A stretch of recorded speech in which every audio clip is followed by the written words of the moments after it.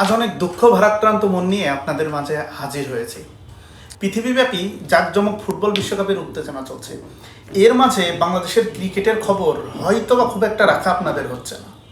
তারপরেও আপনাদের যে খবরটা দেওয়ার জন্য আজকের ভিডিওটা করতেছি সেটা হচ্ছে যে আপনারা জানেন যে এই মুহূর্তে বাংলাদেশ জাতীয় ক্রিকেট দলের টিম কিন্তু জিম্বাবুয়েরত সফরে আছে। জিম্বাবুয়ের সাথে প্রথম টেস্ট ম্যাচ খেলেছে, সেখানে কিন্তু ইনিংস ব্যবধানে বাংলাদেশের জাতীয় ক্রিকেট টিম হেরে গিয়েছে। এই লজ্জার কথা হয়তো বা ফুটবল বিশ্বকাপের এই উত্তেজনার মুহূর্তে অনেক টেলিভিশন এখন ফুটবল বিশ্বকাপ নিয়ে নিউজ কভার করছে, যার কারণে বাংলাদেশ জাতীয় দলের এই হারার খবরটা ততটাও ফোকাস হচ্ছে না। এবং জিম্বাবুয়ের টিমে সেখানে লিটন কুমার দাস নেই, কিন্তু অধিনায়কের দায়িত্ব পালন করছে নাজমুল হোসেন শান্ত।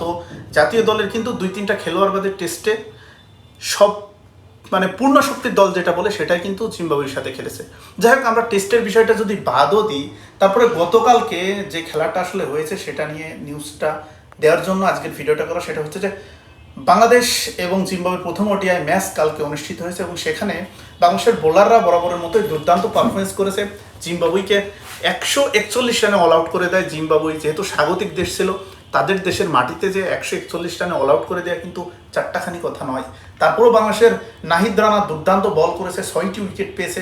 পাশাপাশি মেহেদী হাসান মিরাজও খুব ভালো বল করেছে। জবাবে ব্যাট করতে নেমে আমরা ভাবছিলাম হয়তো বা 30 থেকে 40 ওভারের ভিতরেই বাংলাদেশ ম্যাচটা জিতে যাবে, কিন্তু বিধিবাম নাগা রাভা এবং জিম্বাবুয়ের সিকান্দার রাজা এবং অন্যান্য বোলারদের যে পারফরমেন্স, সেখানে বাংলাদেশের ব্যাটসম্যানরা আসলে দুমড়ে মুচড়ে পড়েছে। মাত্র 116 রানে অল আউট হয়ে গেছে, যেখানে 141 রানে জিম্বাবুয়েকে অল আউট করার পরেও আসলে আমরা হতাশাজনকভাবে ম্যাচটা হেরে গেছি। সো বিশ্বকাপের এই উত্তেজনাপূর্ণ মুহূর্তে বাংলাদেশের ক্রিকেটের খবর হয়তো অনেকেই রাখছেন না। এই খবরটা দেওয়ার জন্যই ভিডিওটা করা।